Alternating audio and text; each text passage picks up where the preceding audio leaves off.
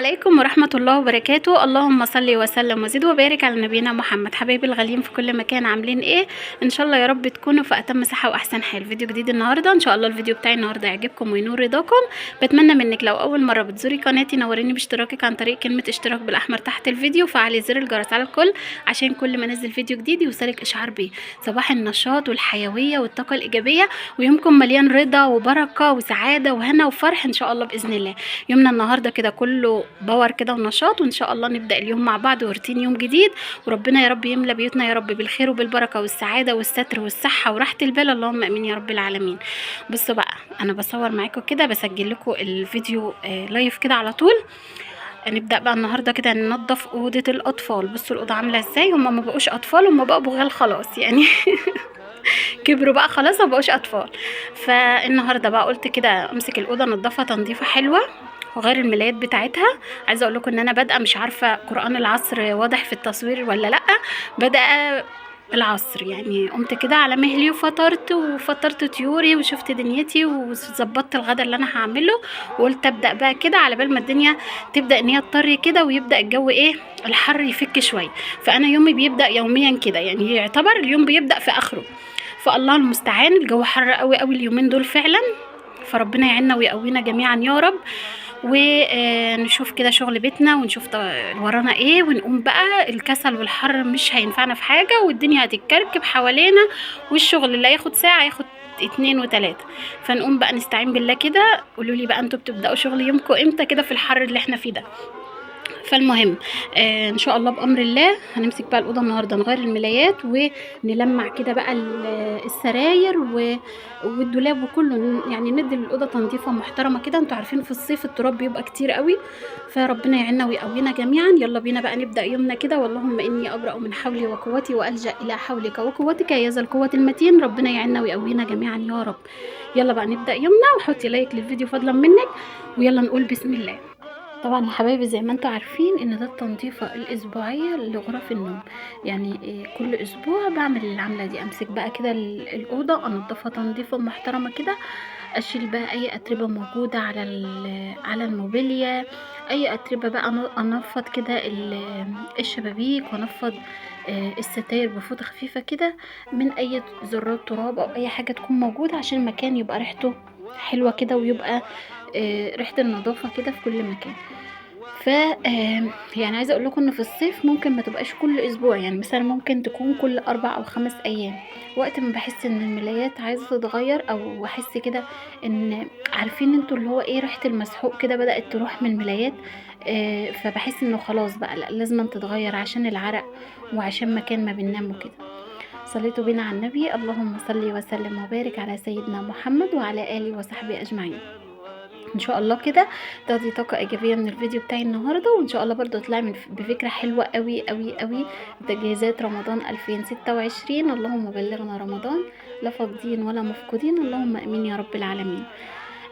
ان شاء الله باذن الله الافكار اللي تاخدوها في الفيديو بتاعي النهارده تنفعكم قوي قوي. طبعا حبايبي اللي متابعيني من ايام القناه الاولانيه عارفين ان دي فكرتي ودي افكاري، وده اللي انا دايما بمشي عليه، وده نظام حياتي، وطبعا مش حاجه جديده عليكم. لكن الناس طبعا حبايبي اللي منوريني في القناه هنا جديد، ان شاء الله تطلعي كده مستفيده من الفيديو وتاخدي افكار حلوه جدا. لو مشيتي عليها اوعدك ان انت مش هتندمي، بالعكس هتملي بيتك خير، وبحاجات بسيطه جدا جدا من غير ما تحسي. هتبصي ان شاء الله على رمضان هتلاقي البيت مليان خير، وما انتيش ناقصك اي حاجه باذن الله تعالى. المهم خلينا الاول كده في تنظيف الغرفه. انا بقى مسكت بقى كل حاجه كده لمعتها بالفوطه زي ما انتم شايفين، من غير ملمع ولا اي حاجه خالص، بالفوطه ناشفه، وعديت كده على كل الحاجه ولمعتها وخليتها زي الفل. فما شاء الله زي ما بقول لكم دايما، طول ما ايدك في الحاجه تفضل معاكي نظيفه وحلوه. وكمان اللهم صل على النبي، التنظيف ما بيتعبكيش وما بياخدش معاكي وقت. طلعت الملايات دي كده، كان بقالي فتره كبيره ما فرشتهاش، من الحاجات اللي ما بحبش افرشها في الشتاء. يعني عندي كام طقم ملايه كده، ما بحبش خالص ان انا افرشهم في الشتاء، يعني بحب كده اسيبهم للصيف. يعني انتوا عارفين في الشتاء بقى بنحط دفايات فوق الملايات وكده، فانا بحب كده ان انا اسيب الملايات دي كده بفرشها في الصيف بس. المهم فرشتهم كده، انا بحبهم قوي، بحب لونهم ورسمتهم قوي، بحس ان انا ببقى مرتاحه قوي كده في الاوضه، وبتبقى مبهجه كده لما بفرش الطقم ده. المهم ايه، كنست بقى الارضيه ومسكتها برضو مسحتها كده، وكنت طبعا اول حاجه بدات بيها كنت خدت المشايات كده، قلت بسرعه والشمس موجوده في البلكونه، المشايات ان هي تتعقم كده وتتشمس وتبقى ريحتها حلوه. فدي كانت اول حاجه كنت عملتها قبل ما اعمل اي حاجه يعني. فكنست بقى كده ومسكت الارض بقى، مسحتها بفريده بريحه النظافه حلوه قوي قوي قوي، ريحته جميله جدا جدا، بتحس ان بيخلي ريحه الشقه حلوه قوي ما شاء الله. مسحتها كده وسبتها كده، طبعا كنت مشغله المروحه، سبتها بقى كده لحد ما نشفت، وبدات كده ان انا افرش المشايات زي ما انتم شايفين معايا كده. ما شاء الله بقى كانوا جايين من الشمس كده سخنين وريحتهم زي الفل.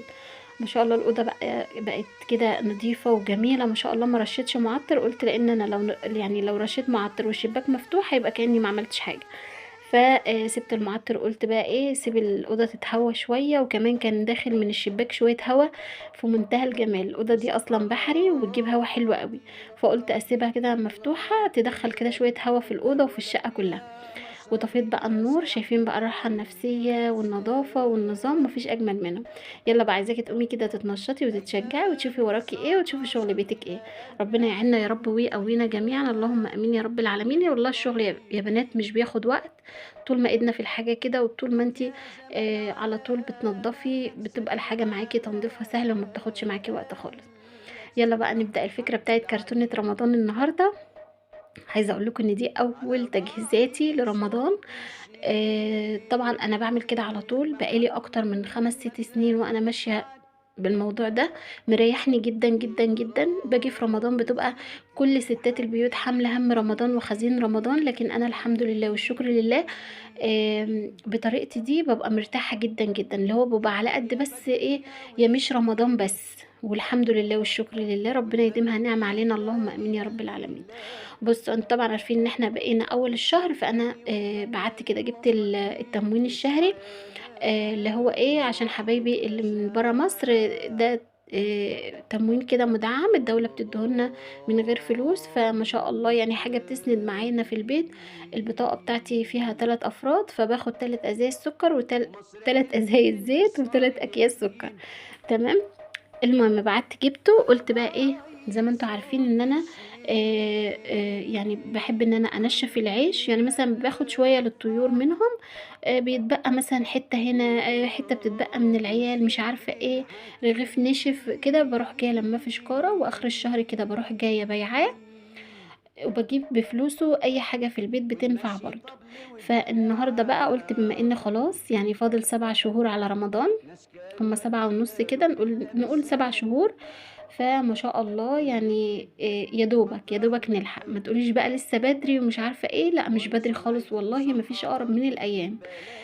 بص هو المفروض ان انا باخد 3 اكياس شعرية او مكرونة، ولكن مش عارفة هو مداش لبنتي يعني 3 اكياس، هو ادالها كيس ملح و2 ماجي، فقلت خلاص مش مشكلة يعني، فضل ونعمة. وعايزة اقول لكم ان هو مش كتير، ولكن والله بيفرق وبيساعد جامد قوي يعني، الحمد لله والشكر لله، بيفرق معايا في البيت قوي وبينفع قوي قوي قوي، ربنا يديمها نعمة، اللهم امين يا رب العالمين. خدت بقى ال3 اكياس سكر دول، انا ممكن احتاج عليهم خلال الشهر كيس واحد بس، على حسب الاستخدام، وممكن يكفوا، ممكن احتاج كمان كيس عليهم، لو ما بحتاج ببعت اشتري. فعلى حسب طبعا انا بعمل حلويات قد ايه في الشهر ده، او بعمل عصاير قد ايه، وعلى حسب احتياجنا. فالمهم انا بعت بعت اللهم صل على النبي، العيش الناشف زي ما قلت لكم، جاب كام، جاب 60 جنيه.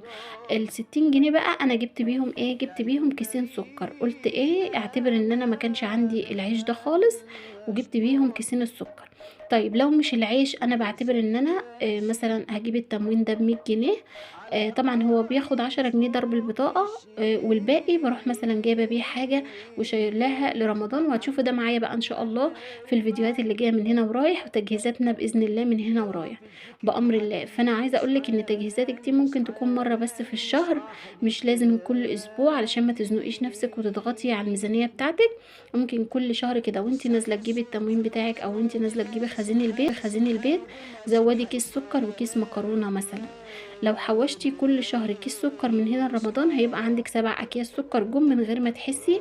طبعا ال30 جنيه مش حق كيس السكر، مش كتير، هتقدري ان انت تدبريهم او توفريهم من خزين البيت اللي انت نازله تشتريه، او مثلا لو انت نازله تجيبي تموين او المهم ان انت لو حددتي كل شهر 50 جنيه بس لخزين رمضان، تطلعيها من مصروف البيت، مش هتفرق معاكي، يعني مش هتضلعك او مش هتزنقك، بالعكس ده هتنفعك قوي قوي قوي.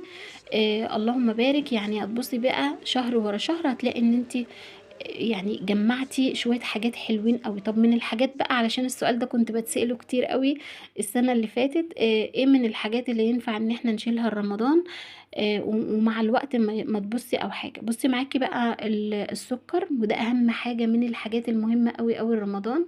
معاكي الزيت برضو، السكر والزيت من اكتر الحاجات اللي احنا بنستهلكهم بكميات كبيرة في رمضان، فالحاجات دي حلوة جدا. معاكي المكرونة، كل شهر مثلا انا هشيل الكيسين دول الشعريه اللي بنتي جابتهم مع التموين دول، انا هشيلهم لرمضان، وكل ما اجي اجيب للبيت هاخد اللي انا شايلاه واحط الجديد اللي انا لسه شارياه في الكرتونه، بحيث ان انا ايه ابقى جددت الحاجات المتشاله، ابقى جددتها اول باول عشان الصلاحيه بتاعتها ما تبص.